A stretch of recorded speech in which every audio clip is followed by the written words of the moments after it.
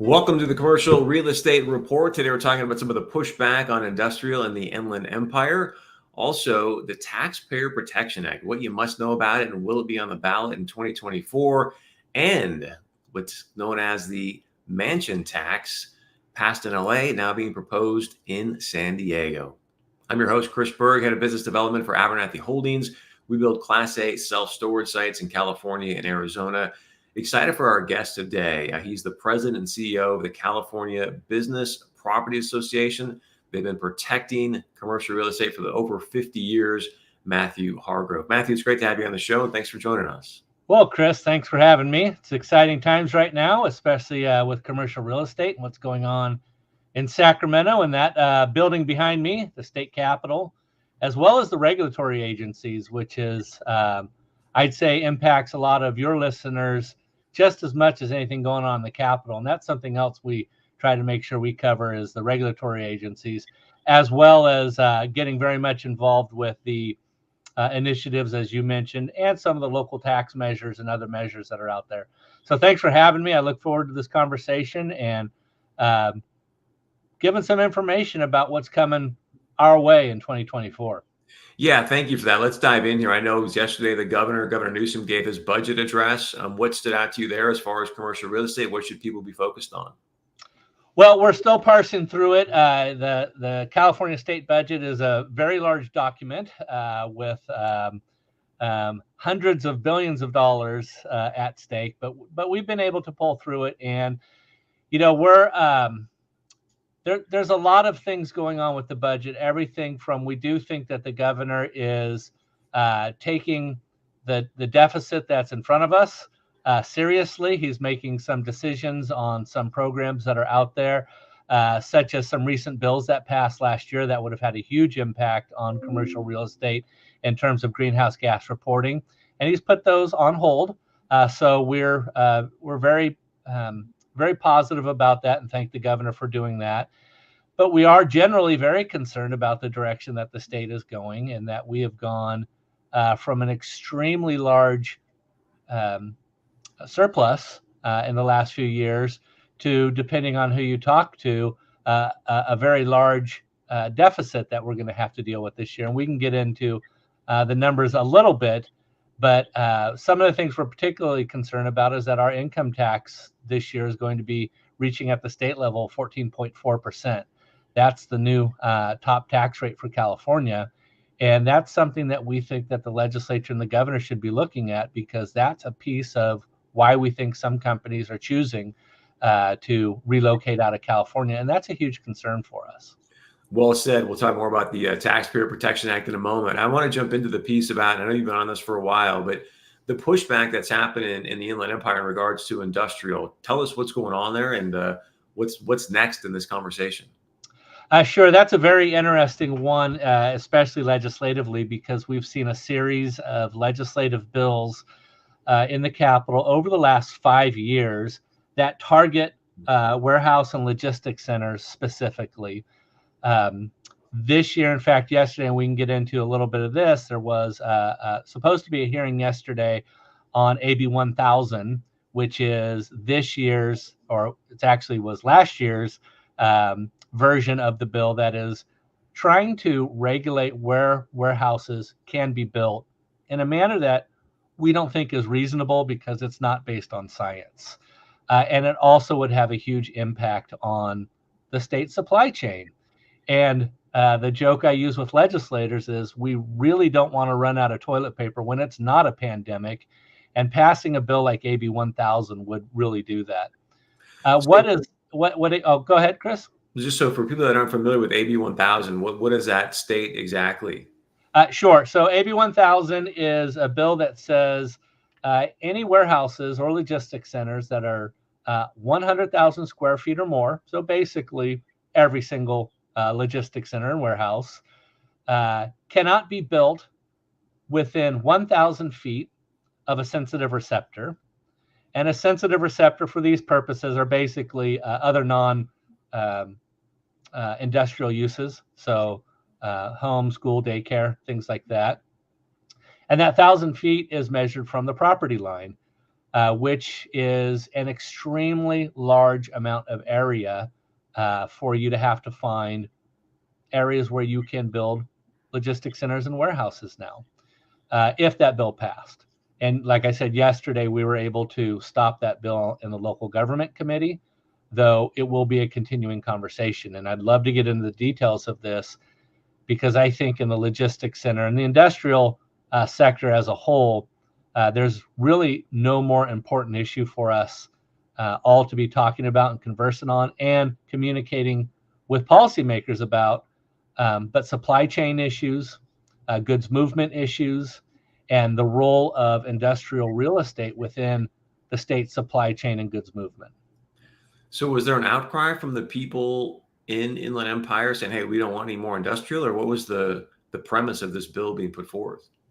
Well, the Inland Empire, as I think many folks know, has seen a large growth in warehouses and logistics centers over the past decade and more. And that's because policymakers in the Inland Empire have made a concerted effort to invest in that sector. It brings jobs, it brings stable tax base, it allows them to do redevelopment. It's an extremely important part of the state supply chain. So the Inland Empire, local governments, and our industry has done a significant investment in the Inland Empire in these buildings. But that's because that is where it makes sense in terms of location to the ports along the coast, where the goods need to go to be able to be moved back to the population centers. So when you and I order that new pen that we need at 12:30 at night, it arrives the next morning by 9 o'clock, so we can be writing with it the next day.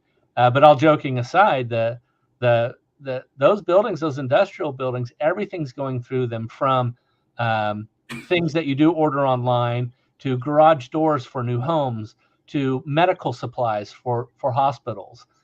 And because there has been, there's always some, I call them town gown issues. I know that relates to the universities, but there's some town gown issues when you start growing and you see new buildings like this popping up, that there is a little bit of conflict between some of the existing uses, especially houses, and some of the environmental groups that are out there that really don't love to see expansion of warehouses at all, because to them it represents an expansion in building and other things. So that is really the genesis of this. And an assembly member from that area, who I think her heart is in the right place. She is trying to represent some of the voices that she is hearing that has concern about industrial building in the Inland Empire, has introduced, now I believe she's on her 4th iteration of bills that are trying to put some statewide law out there that will make it very, very difficult to build these buildings. So we have had to engage with her and with legislators statewide to do some basic education on what a warehouse is, what a logistics center is, the role it plays in supply chain, why they're being built in the Inland Empire, and what impacts you would have if you just pass an arbitrary law that says you can't build these things within 1,000 foot of an existing home, what CEQA non-conforming uses are, why there are such thing as a CEQA non-conforming use, what redevelopment is. These are all the types of issues that these warehouse bills have brought forward. It's an opportunity for us to educate legislators in an area that they might not be 100% conversant on. So looking at the bright side of it, it is an opportunity to engage. But we are very concerned that something does get passed by the legislature that makes it more difficult to build in this sector, or it pushes this development further and further out from the population centers, yes, which actually will have the opposite effect of what the assembly member is trying to do. It'll increase vehicle miles traveled. It'll increase GHG pollution. It will bring traffic through the communities that the assembly member is concerned about, but they won't be stopping there, so they will be losing the tax base, the revenue, and the jobs. and the impact on housing that these bills will have. Let's move on and talk about the Taxpayer Protection Act. I don't know a lot about it at this point. I just know I think this is going to go in front of the California Supreme Court at some point here in the near future, and that will determine if it ends up being on the ballot or not. So for the layperson like myself, explain to me, what is the Taxpayer Protection Act and where is it currently at in the process of actually being on the ballot in 24? Sure. The Taxpayer Protection Act is currently on the ballot November 2024, so you will have an opportunity to vote on it this year. I am actually the co-chair of the campaign to move the Taxpayer Protection Act forward, along with John Kupal from the Howard Jarvis Taxpayers Association, as well as Rob Lapsley from the California Business Roundtable.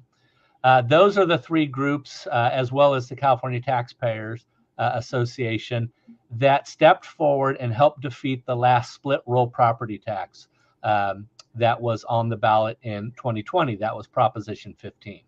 So I just want to set that up because the Taxpayer Protection Act is a way for us to push back against the continued push to dismantle Proposition 13, to increase taxes at a higher rate on commercial properties of all types. So when you hear Taxpayer Protection Act, what you should hear when you hear that is protecting and restoring Proposition 13. Not everybody understands that that's what Taxpayer Protection Act is doing, and there's reasons for that. A lot of it is some of the confusion that's being sown out there by opponents of the Taxpayer Protection Act who do not want to see Prop 13 restored. As you may well know, for many, many years, since basically the day that Prop 13 passed, there has been a small dedicated group of opponents to Prop 13 that have really never given up their resistance, have tried over and over again to undo Prop 13, have pushed forward split roll property taxes at the state level, have done things at the local level like ULA. ULA is very, very important in this conversation, that will be de facto split rolls at the local level. Well, the Taxpayer Protection Act is meant to make it more difficult for all of those things to happen by restoring the 2/3 vote property tax vote that is required under Proposition 13 and Prop 218. That is the number one thing. And making split roll property tax look less appealing to statewide advocacy groups by requiring that any split roll property tax that happens stay in the county with which it's generated. Those are two of the big, I think, for commercial real estate, two of the big things that for TPA that we're watching. Wrap that up like I'm a fifth grader. So the reason it's important to pass the Taxpayer Protection Act is what specifically? Well, it guarantees you the right to vote on all state and local taxes. It restores 2/3 vote on all local tax increases qualified by citizen-backed initiatives.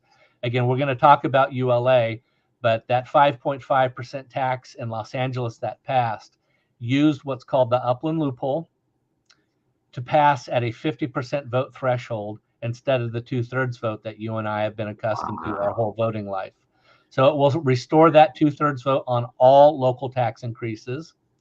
It'll require that all new taxes designate the use, the rate, and the duration. Pretty common sense stuff when you think about the impacts of this. And it will prevent bureaucrats from imposing new or higher fees without a majority approval from elected officials. And that gets into some of these issues where we've seen fees on things like vehicle miles traveled coming out that are impacting the ability to build homes and other projects. It also restricts the ability to do hidden taxes that are disguised as fees. It requires all fees for government services to reflect the reasonable and actual cost. In other words, if you have a local fee that's coming at you from a city, it actually has to cover what they're saying they're doing with that fee, and it's not going to other things within the city. That is actually current law in California. It just hasn't been clearly enforced, and TPA will bring that back. It also bans statewide surcharges on property other than the current property tax in the Constitution. That's huge. Again, that goes back to the VMT issue. And lastly, it requires that property taxes remain in the county with which that property tax is generated. And again, that's the split roll property. And I know most sixth graders wouldn't get all that, but that's about as simple as we can get, because this is not a simple issue. These are real complicated tax issues that have evolved over the years in this chess game between groups that want higher property taxes, want higher taxes, because they need more revenue that they can then spend on the programs that they find to be a high priority. And then groups like ours that have been trying to protect Prop 13, protect the fact that California has one reasonable tax area, and that's property taxes, and that's solely because of Prop 13. So that's what TPA does. We're fundraising it for it right now. How much do you think it costs to pass an initiative like this in the state of California? Just curious. Probably $100 million. Right on the nose, Chris. It's like we, you know exactly what's going on. Yes, $100 million to pass something like this in the state of California. And that's because a campaign in California is so extremely difficult to put together, because California is so large. There's so many voters you need to reach, and there's so many different media markets, and they're some of the most expensive media markets in the nation. So just to be clear, if the TPA was in place, the ULA of Los Angeles would not have passed. Well, yes, that is. So this is a fun segue. Very good host, Chris. So Measure ULA was something that was put on the ballot in the city of Los Angeles by a non-governmental entity. That non-governmental entity was a coalition of different groups, some of them union groups, some of them local activist groups, some of them affordable housing groups. Because they qualified ULA and put it on the ballot, it qualified under this thing called the Upland loophole, which allowed them to move forward with a 50% vote on that. It's basically a property tax. I understand it's a documentary transfer tax, but it's going after your properties. That's a 5.5% increase on most properties that would transact in LA. And it's a huge tax for basically processing paperwork. Had the Upland loophole not been used or not been available for use, ULA would have needed a 2/3 vote majority to pass. It did not get that 2/3 vote majority. I think it was at 57 or 58%. Under the rules of every election that, again, you and I have voted on in our voting lives, that tax would have gone down. It would have been defeated. But because that Upland loophole was used, it was able to pass with a much lower vote threshold. That's what TPA does to fix. And here's the key thing I want people to appreciate about what you're sharing is the fact that you say, Chris, they're going out there and they want to raise these taxes because they believe it's going to raise revenue. Well, it doesn't always work that way. And here's a prime example. You can see here the numbers pre-ULA tax. You had $2.4 billion happening just in a quarter in Los Angeles. Post-ULA, it was down to $260 million. And then the next quarter was $300 million, which clearly that's not going to generate the amount of revenue that they intended. So speak to that. And why do you think so many people don't necessarily understand or appreciate that fact? Sure. And this gets us into some of the fun, in air quotes, politics of ULA, some of the things that are done to be able to push these types of initiatives forward. As ULA was moving through, the proponents had two main claims that they said ULA would do. One is that it would be a mansion tax. It would tax mansions. We did our best to explain that it would not be a mansion tax. It would really be a tax on commercial property, which aren't mansions, and it would be a tax on multifamily properties, which is really huge in this time of a housing affordability crisis. And that mansions would really be the least thing taxed under ULA. So that was something that we tried to put out there. But when you can melt down a campaign to a bumper sticker, support the mansion tax, it is very, very effective. So we have seen, and I think your numbers show, that most of the things that are getting taxed by ULA are not what you and I would consider mansions. They are in all likelihood multifamily housing or smaller commercial properties. And the thing that your numbers show, but it's because of the negative, the void that's left there, is the loss in opportunity that's happening in Los Angeles right now.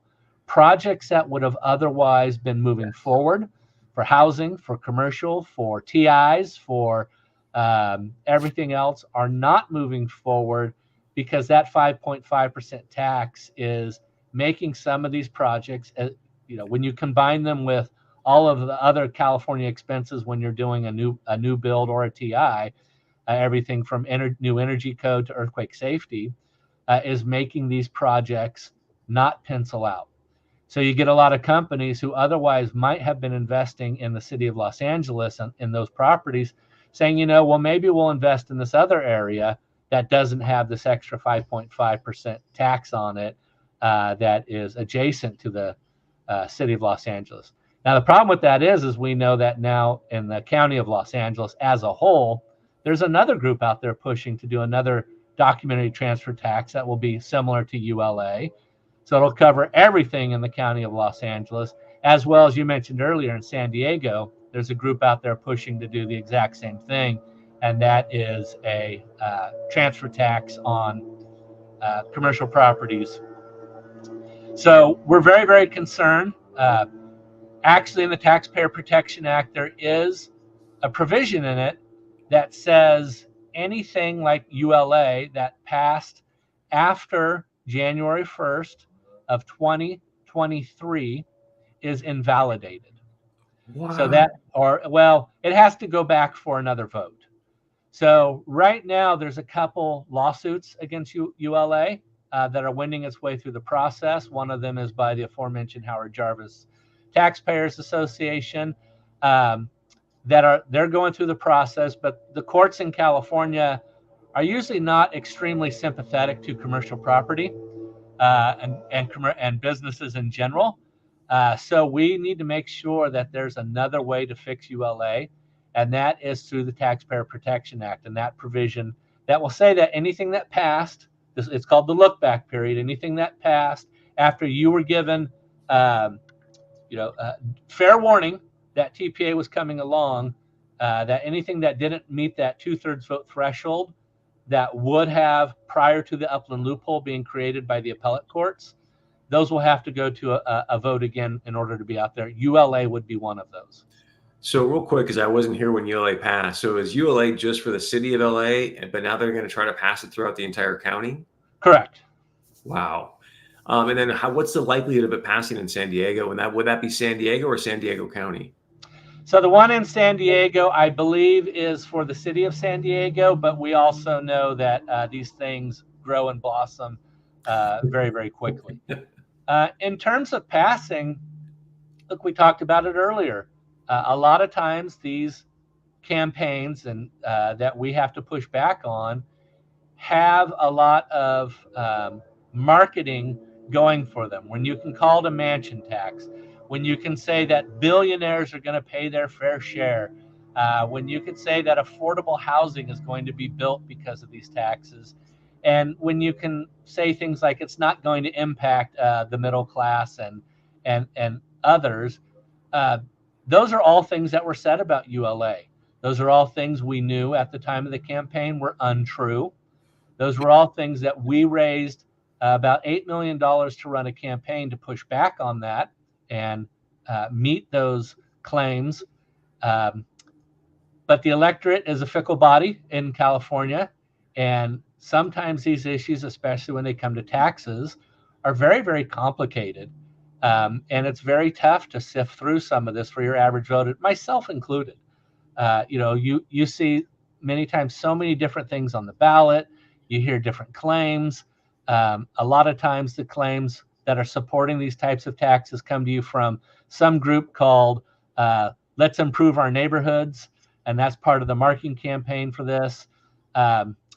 So when you ask me what will happen with this, I say we need to be prepared for the worst. We need to plan that they're going to pass if we don't raise the funds. and if we don't put together a campaign to push back on them.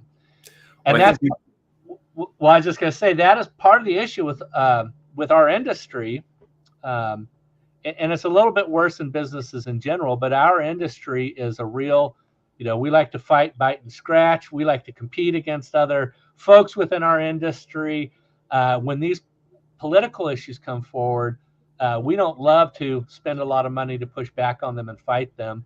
We do end up doing that, but a lot of times it's a little bit later than is ideal, and being able to put ourselves in a good position to be successful on them.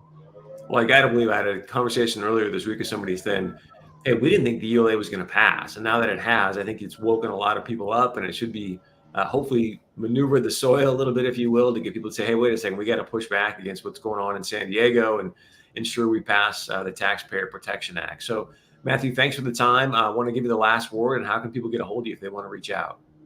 Sure. California Business Properties Association is an association in California that is meant to protect commercial real estate in California. We work with and represent on all the major commercial real estate groups in the nation, including ICSC, our shopping center friends, NAIOP, who are in the logistics space, BOMA, who's in the Class A office space, and several others. We bring together all those commercial real estate groups under one umbrella, California Business Properties Association in California, so we can speak with one voice in that building to legislators who I would say are making decisions that impact commercial real estate at a much higher rate than the decisions that are being made in Washington, D.C. Everything from greenhouse gas measures to tax measures to banning where you can build a warehouse. Those things are being voted on in this Capitol.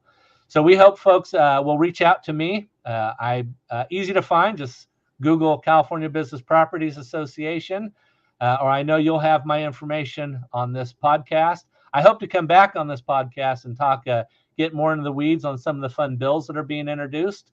2024 should be a very exciting year for those who are political junkies out there. It should be a nail biter for anyone that's got to make payroll and do business in California, because we're going to see a whole slew of more bills that will impact your bottom line, whether or not you can build and how you manage and operate buildings. So appreciate the time, and look forward to speaking with you again, Chris. Thanks for doing Matthew, thank you very much, man. Keep up the great work in Sacramento. Again, Matthew Hargrove, President and CEO of the California Business Property Association. I'm Chris Berg, and this is the Commercial Real Estate Report.